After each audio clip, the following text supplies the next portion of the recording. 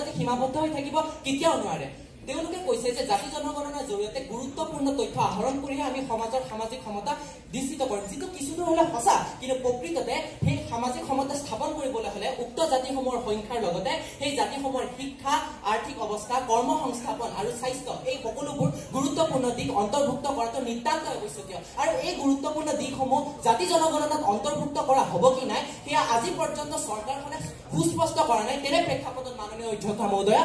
চৰকাৰী পক্ষে কি যুক্তিৰ আধাৰত আজি এই সদনত এই অস্পষ্ট বিধেয়কখন উত্থাপন কৰিছে সেয়া মই বুজিবলৈ অসমৰ্থ ভাৰতবৰ্ষ এখন বৈচিত্ৰ্যপূৰ্ণ দেশ ইয়াত 140 কোটিতকৈ অধিক লোকে বসবাস কৰি আহিছে ইয়াত বিভিন্ন অসংখ্য অতীজৰে পৰা বিভিন্ন বাৰেবৰণীয়া সংস্কৃতি সম্পন্ন জাতি জনগোষ্ঠীৰ লোকে বসবাস কৰি আছে তেনে এখন জটিল জনগোষ্ঠীয় আন্তঃগাঁথনি মাননীয় অধ্যক্ষ মহোদয় এখন শুদ্ধ নিৰপেক্ষ আৰু প্ৰতিহীন জাতি জনগণনা কৰা কেতিয়াও সম্ভৱ হ'ব নোৱাৰে আৰু বৰ্তমান চৰকাৰৰ যি ৰূপ সেয়া অসম্ভৱ বুলি ক'লে ভুল কোৱা নহ'ব আৰু এইটো কোনো কোৱা কথা নহয় 2016 চনত ভাৰতৰ মুখ্যমন্ত্ৰী ডক্টৰ চেইলিছে নিজে স্বীকাৰ কৰিছে যে 2011 চনৰ আৰ্থ সামাজিক আৰু জাতিগত লোকপিয়লৰ তথ্যসমূহ বিষয়াসকলে শ্ৰেণীভুক্ত কৰিব পৰা নাছিল কাৰণ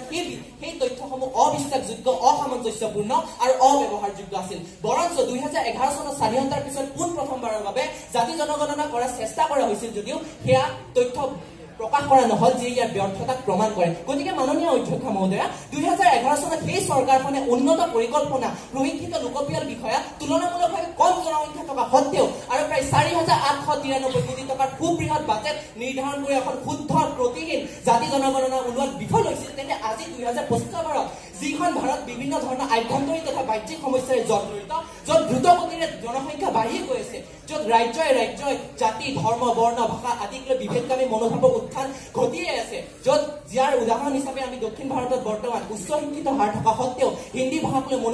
মনোভাৱ এক উৎকৃষ্ট উদাহৰণীয় তদুপৰি য'ত আমাৰ ভাৰতবৰ্ষৰ সমাজখনত অন্যায় দুৰ্নীতি ভ্ৰষ্টাচাৰ এই সকলোবোৰ সমাজৰ বাবে সাধাৰণ হৈ পৰিছে তেনে এখন ৰাষ্ট্ৰৰ মাননীয় অধ্যক্ষ মহোদয় শুদ্ধ নিৰপেক্ষ প্ৰতিহীন জাতি জনগণনা কৰা কেৱল মুখেৰে ক'লে ভাল শুনিলেও সাম্প্ৰতিক কালত বাস্তৱত ই কেতিয়াও সম্ভৱপৰ হ'ব নোৱাৰে গতিকে প্ৰমাণিত হ'ল যে বৰ্তমান শুদ্ধ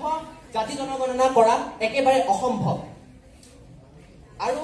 তাৰপিছত এতিয়া আমি চাব লাগিব যে এই ভুল তথ্যৰ আধাৰত যিটো জাতি জনগণনা প্ৰস্তুত কৰা হ'ব তাৰ বিৰূপ প্ৰভাৱ কি পৰিব